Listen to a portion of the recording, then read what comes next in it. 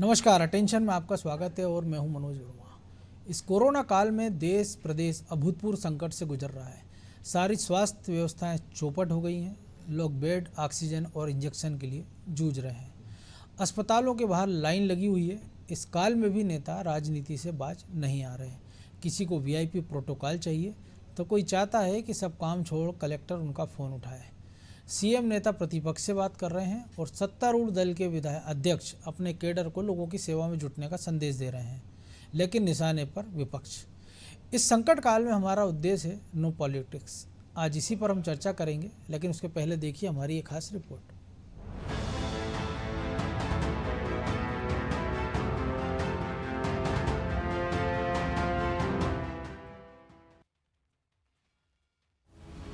CM ने शनिवार को ही रेल मंत्री, रक्षा मंत्री, गृह मंत्री से बात की है। पूर्व मुख्यमंत्री और कांग्रेस के प्रदेश अध्यक्ष कमलनाथ से भी उन्होंने चर्चा की है। कमलनाथ रोज सरकार को निशाने पर ले रहे हैं और ऑक्सीजन की कमी, इंजेक्शन की कमी को लेकर सरकार को कटघरे में खड़ा कर रहे हैं। उन्होंने शनिवार को भी ट्वीट किया और लिखा, प्रदेश की जनता खुली आंखों से आपकी सरकार में बदहाल स्वास्थ्य सेवाओं की तस्वीर रोज देख रही है। अपनों को खोते हुए भी रोज देख रही है और यह समझ चुकी है कि पिछले एक वर्ष में आपने प्रदेश को कहां लाकर खड़ा कर दिया। उधर कोरोना के कारण जोबट से कांग्रेस विधायक कलावती भूरिया का निधन हो गया है। कांग्रेस विधायक और पूर्व मंत्री ब्रजेंद्र सिंह राठौर की हालत गंभीर है, लेकिन डॉक्टर गोविंद सिंह इसलिए नाराज हैं कि ग्वालियर कलेक्टर कौशलेंद्र सिंह ने उनका फोन नहीं उठाया। कलेक्टर द्वारा फोन रिसीव न करने से खिन्न पूर्व मंत्री व लहार विधायक ने इन्हें पत्र लिखा है। इसमें उन्होंने कलेक्टर को सजग किया है। साथ ही मुख्यमंत्री शिवराज सिंह चौहान को ऐसे नौकरशाहों से सावधान रहने की सलाह दी है। वहीं बीजेपी ने भी कोरोना काल में पीड़ितों की मदद के लिए अभियान शुरू करने की बात की है। प्रदेश अध्यक्ष वीडी शर्मा ने पार्टी कार्यकर्ताओं और पदाधिकारियों को संबोधित करते हुए कहा कि मुसीबत के समय में भी कुछ ऐसे लोग जो कुछ नहीं कर सकते, वो दिल्ली से लेकर प्रदेश तक दुष्प्रचार करके वातावरण खराब करने और लोगों को भ्रमित करने का प्रयास कर रहे हैं। बात चाहे इंजेक्शन की हो या ऑक्सीजन की, ये लोग सिर्फ बदनाम करने का काम कर रहे हैं। शर्मा ने कहा कि पार्टी कार्यकर्ता और पदाधिकारी मैदान में उतरें और पूरी ताकत से पीड़ितों की सेवा का काम करें। मैदान में उनकी उपस्थिति और उनके काम ही दुष्प्रचार करने वाले लोगों का सही जवाब होगा। अब इस पूरे मुद्दे पर बीजेपी कांग्रेस की भी प्रतिक्रिया आई है, वो भी हम आपको सुनाते हैं। देश में कोरोना की दूसरी वेव का गहरा असर पड़ा है। लोग परेशान हैं, बेहाल हैं, संसाधन छोटे पड़ रहे हैं। ऑक्सीजन हो या दवाइयाँ हो, निसंदेह रूप से उनकी तुलना में कहीं अधिक गति से संक्रमण है। इसलिए संक्रमण की गति रोकने का काम सबको मिलकर करना होगा। और please please please say no to politics, do service, do help. Say no to politics. अभी समय सेवा का है, सहयोग का है। ये इस समय में चाहे कांग्रेस की सरकारें हों, चाहे किसी दूसरी पार्टी की सरकारें हों, जो आज मध्य प्रदेश में विपक्ष के तौर पर आरोप लगाने का काम कर रही हैं, वो आईना देखें छत्तीसगढ़, महाराष्ट्र, दिल्ली, राजस्थान में। दुर्भाग्य है कि यह महामारी में संसाधनों की कमी है, मानव की नैतिकता की कमी नहीं है। और संसाधन की व्यवस्था करना सत्ता का काम है, और दुर्भाग्य है कि सत्ता संसाधनों को उपलब्ध ना करा रही है, ना करने दे रही है।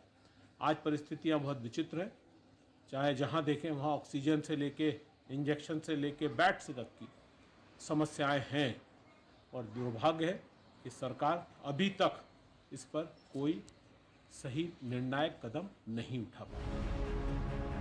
ऑक्सीजन, बेड और इंजेक्शन की कमी सामने है। दिल्ली हाई कोर्ट से लेकर सुप्रीम कोर्ट तक इसे लेकर सरकारों को कटघरे में खड़ा कर रहे हैं। तो उम्मीद है कि जनता ने जिन उम्मीदों के साथ हमारे जनप्रतिनिधियों को चुना है, वे इस पर खरा उतरेंगे और फिलहाल एक सुर में कहेंगे नो पॉलिटिक्स। ब्यूरो रिपोर्ट, अनादि टीवी।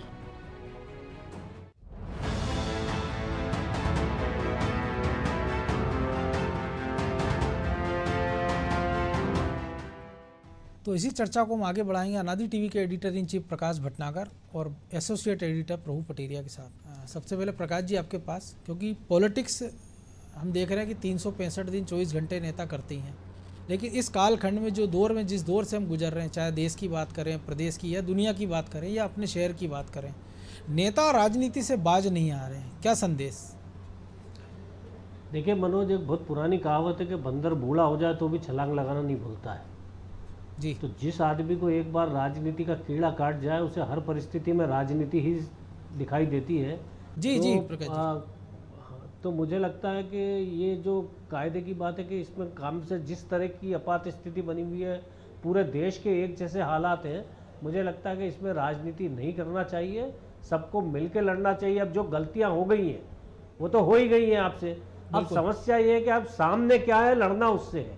आप आपस में अगर लड़ेंगे, एक दूसरे पर दोषारोपण करेंगे तो सत्ता पक्ष अलग है, विपक्ष अलग है, लेकिन राजनीति में दोनों का जो साथ है वो प्रदेश और देश की जनता है। बिल्कुल। तो मुझे लगता है कि इन चीज़ों को इन्हें याद दिलाने का वक्त है और इन्हें याद रखना चाहिए। जी प्रभु जी, याद रखना चाहिए। हमने सुना वीडी शर्मा को जो कह रहे थे कि बेहतर स्थितियों की बात कर रहे थे वो, इसके साथ ही उन्होंने अपने कार्यकर्ताओं से कहा कि वो प्रदेश की जनता की सेवा में जुट जाएं।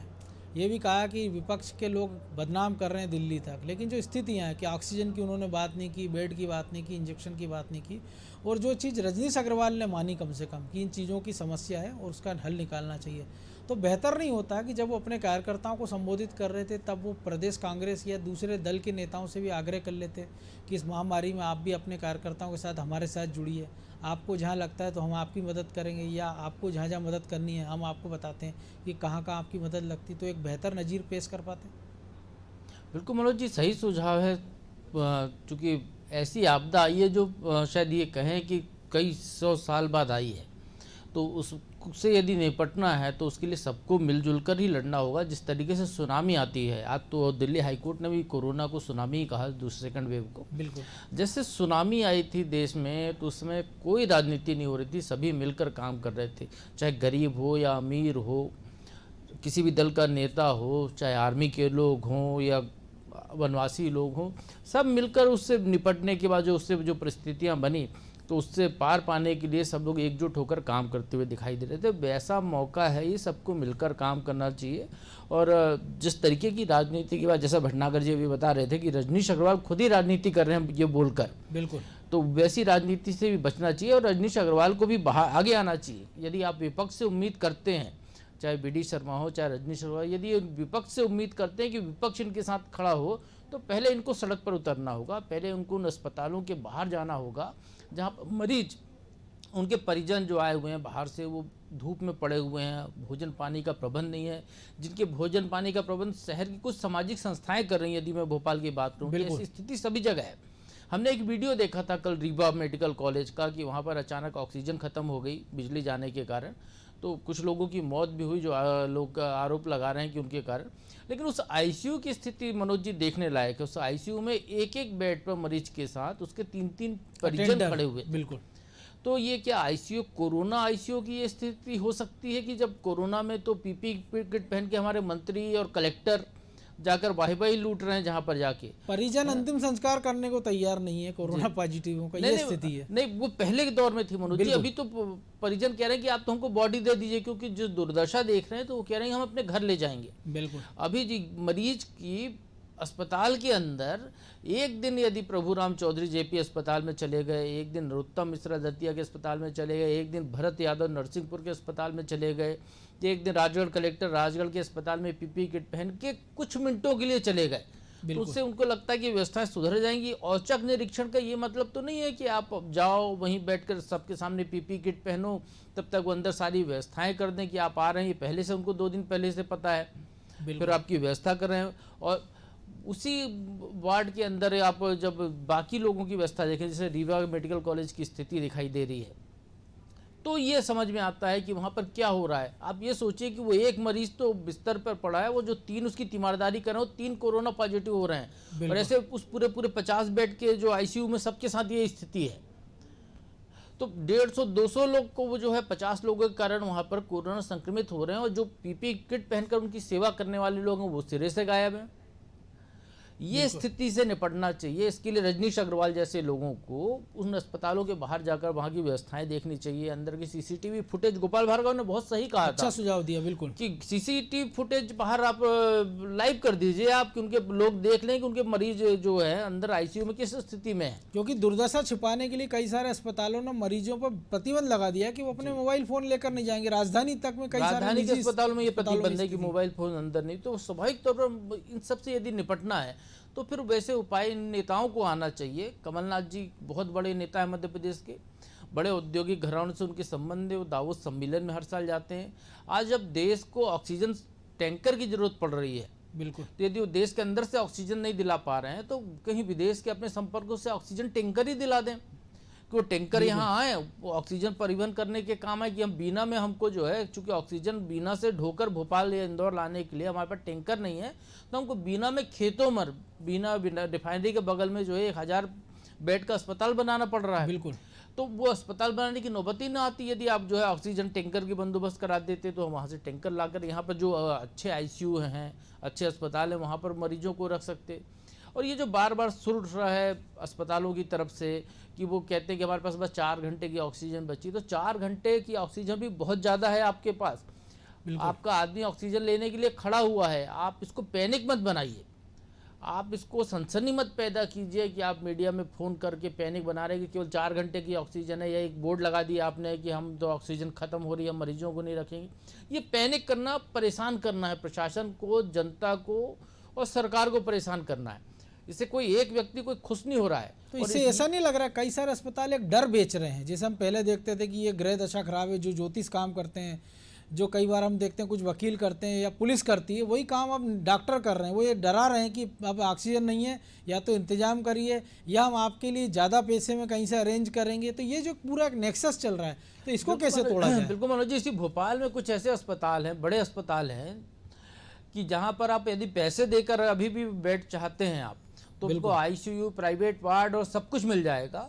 और यदि आप सरकारी खर्चे पे इलाज कराने जा रहे हैं, चूँकि उस अस्पताल का खर्चा पूरा सरकार वहन कर रही है, उसके अतिरिक्त यदि आप पैसे देते हो आपको सब चीज़ें मिल जाएगी। यदि आप सरकारी खर्चे पे इलाज कराने के लिए वहाँ जा रहे हैं तो आपको वहाँ पे जनरल वार्ड भी नसीब नहीं, में बेड भी नहीं मिलेगा। बिल्कुल, तो ये स्थिति है, लूट मची हुई है अस्पतालों की। इसको रोकने के लिए रजनीश अग्रवाल को जाना चाहिए, इसको रोकने के लिए दुर्गेश शर्मा को जाना चाहिए, इसको रोकने के लिए कमलनाथ को जाना चाहिए, इसको रोकने के लिए बाकी के जो भोपाल के नेता, मंत्री, जनप्रतिनिधि हैं, हर जगह के जो भी हैं, उनको वहाँ पर जाके देखना चाहिए। उनको अपने छर्रों को लगाना चाहिए। छर्रे शब्द इसलिए प्रयोग कर रहा हूँ कि नेताओं के जो अनुचर होते हैं वो वैसे इसी तरीके की बातें करते हैं। उनको लगाना चाहिए कि वो वहाँ पर जाएं, वहाँ की स्थितियों को देखें, अपने नेता को अवगत कराएं कि वो स्थितियाँ क्या हैं, वहाँ पर क्या दिक्कत चल रही है। उसको फिर नेता परीक्षण करे, यदि वाकई में गलत मिल रहा है तो उनको सजा मिलनी चाहिए। भोपाल के एक अस्पताल में ये खबर आई कि वहाँ पर रेमडेसिविर इंजेक्शन जो है वो तो नर्स बेच रही है बाहर, और मरीज को पानी लगाया जा रहा है। बिल्कुल, जाने कितने मरीजों की तो उस मौत हुई होगी। अस्पताल का लाइसेंस तत्काल सस्पेंड करना चाहिए और सरकार को ऐसे अस्पतालों को अधिग्रहित कर लेना चाहिए, चाहे वो कोई सा भी मेडिकल कॉलेज हो, कितने भी रसूखदार व्यक्ति का हो। जब आप एक कॉलेज को या एक अस्पताल को अधिग्रहित कर लेंगे हमेशा के लिए, केवल कोरोना काल के नहीं, हमेशा के लिए आप कर लीजिए, सीज कर दीजिए उसको, तो उसके बाद फिर पूरे प्रदेश की व्यवस्थाएं सुधर जाएंगी। तो ये शक्ति भी सरकार को दिखानी होगी। इस शक्ति दिखाने के लिए वीडी शर्मा को और रजनीश अग्रवाल को अपनी सरकार पे दबाव बनाने होंगे।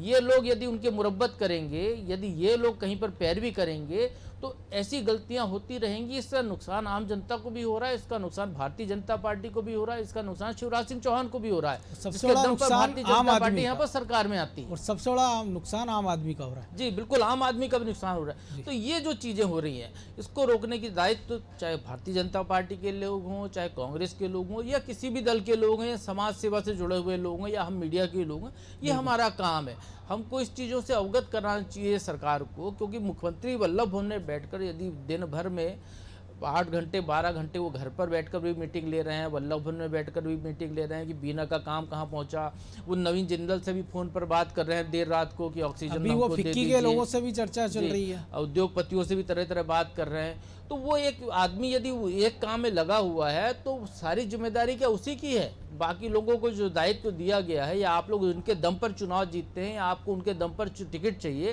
तो आप कुछ तो ऐसा काम करिए कि उस आदमी की मदद हो, आप उसके सहयोग करिए, यदि उसको कि वो अपना काम ढंग से कर सके। कहीं कुछ हो जाए तो उसके लिए भी मुख्यमंत्री की तरफ सब लोग देख रहे हैं, मुख्यमंत्री को ही आगे आना पड़ता है। तो अपनी मीटिंग छोड़ के मुख्यमंत्री केवल ये काम करने के लिए कि ये सब समाधान करते रहे। मंत्री बनाए हैं कैबिनेट में, बीडी चुनाव जब होता है ना मनोज जी, तो यही बीडी शर्मा पूरी टीम के साथ दमोह में डेरा डालकर बैठे हुए थे। यही रजनीश अग्रवाल यहाँ भोपाल में मीडिया का मोर्चा संभाले हुए थे प्रदेश मंत्री होने के साथ साथ। तो ये नेता क्यों नहीं सामने आ रहे हैं? नो पॉलिटिक्स यदि करना है आपको तो वाकई नो पॉलिटिक्स करते हुए दिखिए आप। बिल्कुल सकारात्मक राजनीति कीजिए, आप जनता से जुड़िए, विपक्षी के कंधे में हाथ में हाथ डालकर निकलिए आप कांग्रेस प्रवक्ता के साथ और किसी अस्पताल के बाहर खड़े हो जाइए। सकारात्मक ना भी कर रहे हैं तो कम से कम राजनीति मत कीजिए। प्रकाश जी, चुनाव का समय होता है तो बीजेपी की हम बात करें कि दुनिया का सबसे बड़ा पॉलिटिकल पार्टी उनके पास टीम है, मंडल स्तर तक उनका नेटवर्क है। बीडी शर्मा कहते हैं कि हमने एक उदाहरण देते हैं कि हमने छतरपुर में कोरोना रोकने का प्रयास किया है। तो जिस पार्टी का नेटवर्क पन्ना स्तर तक जिनके पास लोग हैं, मंडल स्तर तक जिनके पास पूरा डाटा है, तो क्या वो उस नेटवर्क का उपयोग इस कोरोना काल में नहीं कर सकते थे कि किस क्षेत्र में कौन प्रभावशाली आदमी है, उससे संपर्क करें कि वो अपने क्षेत्र में क्वारंटाइन कराए लोगों को, या जो संदिग्ध लोग हैं उनकी सूची दे, या जो ज़रूरतमंद लोग हैं उनकी एक सूची वो लें और पार्टी स्तर पर उनको राहत दिलाने का प्रयास करें। क्योंकि कई सारे ऐसे लोग हैं जो होम आइसोलेट हैं, या कई सारे ऐसे लोग हैं जिनके परिवार अस्पताल में भर्ती है और घर में कुछ ऐसे बुजुर्ग माँ बाप हैं जिनको ना पानी मिल पा रहा है, ना चाय पानी मिल पा रहा है, जिनको ना कोई उपचार मिल पा रहा है। तो एक नेटवर्क खड़ा कर लेते। केवल आपने एक भाषण दिया और ये कह दिया कि हमको ये करना चाहिए, हमारी बदनामी हो रही है। और दूसरी तरफ एक दूसरी पार्टी के मुखिया हैं वो जो नियमित तौर पर रोज़ एक ट्वीट जरूर करते हैं, वो बताते हैं कि आज ऑक्सीजन की कमी है। फिर वो जो अखबार या चैनल उनको बता देता है कि यहाँ ये गड़बड़ हुई है, उसको वो सिलसिलेवार लिखते हैं और मीडिया में जारी कर देते हैं। फिर अगले दिन तक सब वही ढर्रे पर चले जाते हैं। देखिए मनोज, भारतीय जनता पार्टी का संगठन निश्चित तौर पे बहुत मजबूत है और ख़ास करके मध्य प्रदेश में एक कोई अभियान बीडी शर्मा जी ने शुरू भी कराया है मध्य प्रदेश में, सेवा अभियान 2 करके पार्ट करके। बिल्कुल। और भारतीय जनता पार्टी के लोग कुछ लोग काम कर भी रहे हैं, उसमें एक राहुल कोठारी ने कुछ अच्छा काम किया था। हाँ, तो मुझे लगता है भारतीय जनता पार्टी के लोग कांग्रेस के लोगों की तुलना में ज़्यादा बेहतर तरीके से, ऑर्गेनाइज तरीके से काम कर सकते हैं। लेकिन यहाँ पर इस समय जो सेवा करने की ज़रूरत है उसमें राजनीति को कहीं आड़े आने न दें। उसमें राजनीतिक श्रेय लेने की ज़रूरत नहीं है। उसमें आप एक सामाजिक कार्यकर्ता, एक राजनीतिक कार्यकर्ता हो तो आप जनता की सेवा के लिए जनता के बीच में जाओ। ये जनता पे आपका एहसान नहीं है, ये आपका कर्तव्य है। तो मुझे लगता है कि ये तो निश्चित तौर पे करना ही चाहिए और भारतीय जनता पार्टी सक्षम है। कांग्रेस के जो लोग सक्षम है वो कर भी रहे। हमने देखा विवेक तनखा ने अपने प्रयासों से जबलपुर में ऑक्सीजन का प्रयास किया, कैलाश विजयवर्गीय ने जो बड़े लीडर हैं उन्होंने इंदौर के अंदर कई सारी व्यवस्थाएं अपने संपर्कों के आधार पे की। इंजेक्शन, ऑक्सीजन लाख लगे हुए, इसमें भी कोई शक नहीं है। लेकिन जो प्रभु जी ने कहा वो मैं भी फिर से दोहरा रहा हूँ कि जितने भी अस्पताल हैं, खास करके जिन्हें आपने कोविड सेंटर बनाया है, जिन्हें आप पैसा दे रहे हैं, उन पे सरकार का नियंत्रण होना ही चाहिए। बिल्कुल, एक बड़ा कितनी मात्रा में आप रेमडेसिविर की जरूरत है, मरीजों को वो लग रही है या नहीं लग रही है, ऑक्सीजन की पर्याप्त आपूर्ति है या नहीं है। क्योंकि अस्पताल वाकई में डर बेच रहे हैं और आज की तारीख में आपको पूछने में डर लग रहा है कि किसी अस्पताल में बिस्तर खाली है या नहीं खाली है। बिल्कुल, क्योंकि आपको एक स्पष्ट जवाब मिलेगा कि बिस्तर खाली नहीं है, ऑक्सीजन नहीं है, इसलिए मरीज भर्ती नहीं कर रहे हैं। यहाँ तक कि एम्स जैसे अस्पताल में ये बोर्ड लगा दिया गया है कि भैया सभी बेड भरे हुए हैं और हम असुविधा के लिए खेद है। तो मतलब ये हमारे लिए बहुत शर्मनाक स्थिति है। मतलब ऐसा कठिन दौर है जो भूतों न भविष्य थी। मतलब मैंने अपनी उम्र में ऐसा दौर कभी नहीं देखा, ऐसी बड़ी आपदा कभी नहीं देखी जो हम इस समय देख रहे हैं। रोज हमारे परिचित आसपास के लोग अपनी जान गंवा रहे हैं और सरकार पूरे इंतजाम नहीं कर पा रही। बिल्कुल। एक और चीज़ है प्रकाश जी, जो प्रभु जी भी कह रहे हैं कि हम बीना में 1000 बेड का अस्पताल बना रहे हैं। तो जो जम्मूरी मैदान, जो बीजेपी के बड़े बड़े राजनीतिक कार्यक्रम हमने भी देखे हैं कि 5 लाख की भीड़ आ रही, 7 लाख की भीड़ आ रही, और 3 दिन से 5 दिन में सारी तैयारी हो जाती। कि गर्मी में भी हमने देखा है तो वहाँ पर कूलर हैं या AC है, तंबू है, कुर्सियाँ, सब इंतजाम हो जाता है। तो बेहतर नहीं होता कि सरकार इधर उधर मुंह ताकने की बजाय कम से कम 1000-2000 बेड का एक सेंटर वहाँ बना दे, कम से कम आइसोलेट कर दे, लोगों को एक इंतजाम कर दे। और जो बहाना बीना के लिए बनाया जा रहा है कि बीना रिफाइनरी से ऑक्सीजन सप्लाई हो जाएगी, तो BHEL से ऑक्सीजन की वहाँ सप्लाई हो जाए तो कम से कम एक आप पर जो बोझ है, जो स्वास्थ्य सेवाएं चरमरा गई हैं भोपाल की, उसमें एक सुधार हो जाए कम से कम। देखिए, मुझे एक बात बताइए कि आप बहुत बड़ा सवाल है, बीना रिफाइनरी के सहयोग से जो 1000 बिस्तर का अस्पताल वहाँ बनाया जा रहा है। प्रभु मुझसे कह रहे थे कि अगर बीना से आप अहमदाबाद से ऑक्सीजन मंगा रहे हो तो वही आप ऑक्सीजन बीना से भोपाल मंगा के अस्पतालों को क्यों नहीं सप्लाई कर सकते हैं? बिल्कुल। यहाँ पे 1000 बेड का अस्पताल क्यों नहीं बना सकते हैं? यहाँ पे क्या स्टेडियम की कमी है, जगह की कमी है? आपने जम्बूरी मैदान का उदाहरण दिया, भटनागर जी- नगर स्टेडियम, भटनागर मोतीलाल जी, नेहरू रवींद्र स्टेडियम, भवन BHEL का खेल मैदान, रवींद्र कई भवन, सारे नया स्थान हैं। रवींद्र भवन, पुराना रवींद्र रवींद्र भवन भवन। जैसे कई सारे यहाँ पे हॉल हैं भोपाल में, जिनकी कुर्सियां हटाकर जिनको अस्पताल में कवर्ड अस्पताल में कन्वर्ट किया जा सकता है। यदि देखिए, राधा प्रभु, स्वामी कुल मिलाकर सत्संग के तंबू में लग सकता है, शेड में लग सकता सवाल है, सिर्फ तो फिर वहाँ सवाल पे भी हो सिर्फ सकता है। राजनीतिक इच्छा शक्ति का है, प्रशासनिक इच्छा शक्ति का होने को सब हो सकता है। सरकार सब कुछ करने में सक्षम हो सकती है, लेकिन आपका दिमाग, आपका ध्यान कहाँ कंसंट्रेट है, ये एक बहुत बड़ा सवाल है। क्या हम वाकई में पीड़ितों की सेवा कर रहे हैं या अब इस आपदा की आड़ में हम कुछ और कर रहे हैं? ये पूरे सिस्टम पे एक बहुत बड़ा सवाल है। प्रभु जी क्या कहेंगे, वाकई में एक बड़ा सवाल है? देखिए मनोज जी, जैसे मैंने पहले भी कहा कि जो लीड कर रहे हैं उनके पास इतनी समस्याएं हैं, है ना। जो बाकी के जो लीडर हैं, यदि गोपाल भार्गव कहें, उनके जो जिम्मेदारी दी गई सकते, तो गोपाल भार्गव कहाँ हैं? तो गढ़ा कोटा में अपने कोविड सेंटर के लिए डॉक्टर तलाश रहे हैं। बिल्कुल, एक उन्हें विज्ञापन कोविड जारी सेंटर कर दिया, बनाया। 2 जी। लाख रुपए महीना विज्ञापन देने जारी वाला। कर रहे जी, हैं। भूपेंद्र सिंह कहाँ है? तो भूपेंद्र सिंह चुनाव के बाद उनको जो जिम्मेदारी दी, उसके अलावा वो अपने सागर में है। बिल्कुल। और किसी नेता की बात, तुलसी सिलावट कहाँ है? तो तुलसी सिलावट इंदौर में जो टैंकर आ रहे हैं उनकी पूजा पाठ करके उनको रवाना कर रहे हैं, या इस तरीके का रेमडेसिविर इंजेक्शन रोज बंटवा रहे हैं। जो भी आ रहा है उनको जो एक चिट्ठी सुबह निर्देश मिल जाते हैं कि इंजेक्शन कहाँ कहाँ कितने जाने हैं, वो बंटवाने का काम कर रहे हैं। प्रद्युम्न सिंह ये- तोमर ढोक प्रद्युम्न दे रहे सिंह हैं तोमर- ऑक्सीजन टैंकरों जी। की। तो गोविंद सिंह ये जो राजपूत। नहीं, मैं इनके नाम इसलिए गिना रहा हूँ कि ऐसे सभी मंत्री या सभी बड़े लीडर जो हैं, जी, वो जो जिम्मेदारी इसके अतिरिक्त कोई काम नहीं कर रहे हैं। उनको नैतिक दायित्व उनका था इस मौके पर कि वो आगे बढ़कर काम करें। मुख्यमंत्री के पास रोज का एक लिस्ट बनी हुई है कि क्या क्या करना है, वो अपना काम कर रहा है। ना तो प्रशासनिक अधिकारी उनको बताने वाले, कहीं कि ऑक्सीजन बिना ने देने को तैयार हो गया तो किसी अफसर ने कान में फूंक दिया मीटिंग में कि साहब अपन क्यों ना अपन वहीं पे अस्पताल बना दें स्थायी। बिल्कुल। सुझाव आ गया। वहां पर कोई मंत्री ये क्यों नहीं बोलने वाला है कि रविंद्र भवन को आप जो है 200 बिस्तर के अस्पताल में कन्वर्ट कर सकते हो, जो नया रविंद्र भवन बना है उसको 500 बिस्तर के अस्पताल में आप कन्वर्ट कर सकते हो, और जो समन्वय भवन है, जो ऐसे हॉल हैं जहाँ पर भी बैठक व्यवस्था है, बिल्कुल, कि वो आप कुर्सियाँ हटाकर जहाँ पर कर सकते हो। और एक सुझाव पहले भी इस बारे में चर्चा हो चुकी है कि बहुत सारे कॉलेजों के, स्कूलों के ऑडिटोरियम है खाली पड़े हुए हैं। एक कॉलेज ने उनके 500 हॉस्टल बेड का जो है, इंतजाम किया जगह ही की है। तो कोई कमी हाँ। नहीं प्रभु। तो ये जगह जो की तो कोई कमी प्रशासनिक नहीं है। तंत्र जो है, जो दिशा देने वाला, जो बताने वाला तंत्र, क्योंकि मुख्यमंत्री को तो नहीं मालूम ना। यदि मुख्यमंत्री की बात करें या किसी मंत्री को, उसको नहीं मालूम कहाँ कहाँ क्या क्या है, उसने देखा नहीं है। अफसरों के पास पूरी एक चेन है, कलेक्टर को नॉलेज में है सारी चीज़ें। कलेक्टर उसको प्रभारी संभागायुक्त को बताए, संभागायुक्त जो प्रमुख सचिव को बताए, CS को बताए, वहाँ से ये बात ऊपर मीटिंग में जा सकती है। बिल्कुल, तो वो जो चेन पहले जो भी है, कई सारे शादी हाल अधिग्रहित किए थे जी। पहले दौर में। बिल्कुल। पहले पहले ये जो पूरी की पूरी जो चेन है जो काम करने वाली, ये कहीं इसमें कोई कड़ी जंग लगी हुई है, टूटी हुई है। बिल्कुल। इसको सुधारने की जरूरत है। और ये जब तक इनकी पिटाई नहीं होगी, जिस तरीके से निजी अस्पतालों की पिटाई नहीं होगी, एक बार उनकी पिटाई की जाए। आप एक अस्पताल को तो पीटिए, आप बिल्कुल, एक अस्पताल को अधिकृत कर ले सरकार कागज पे 10 साल के लिए। आप देखिए कि पूरे प्रदेश की अस्पतालों की व्यवस्था अपने आप सुधर जाएगी, और कहीं एक और कोई चीज करने है की प्रभु जरूरत जी, नहीं है। कि एक तरफ अस्पताल कहते हैं ऑक्सीजन की कमी से, जब नीम अंधेरे, जब रात में ऑक्सीजन की कमी से मरीज मर जाते हैं, तो वही अस्पताल संचालक और उस जिले का कलेक्टर, SP उनके बचाव में खड़े हो जाते हैं कि ऑक्सीजन तो पर्याप्त थी। तो जब पर्याप्त ऑक्सीजन है तो मरीज मर कैसे रहे? इसका जवाब मनोज भी जी, एक प्रधानमंत्री जी बड़ा- ने बिल्कुल सही कहा कि कलेक्टर SP को जिम्मेदारी तय होनी चाहिए। लेकिन एक चीज कहने से चूक गए प्रधानमंत्री कि कलेक्टर SP को तत्काल बर्खास्त किया जाए। बिल्कुल, तो अब देखिए, कलेक्टर रात भर जगेगा, SDM कलेक्टर जगेगा तो SDM जगेगा, STM जगेगा तो नायब तहसीलदार जगेगा, नायब तहसीलदार जगेगा तो उसका अर्दली जगेगा।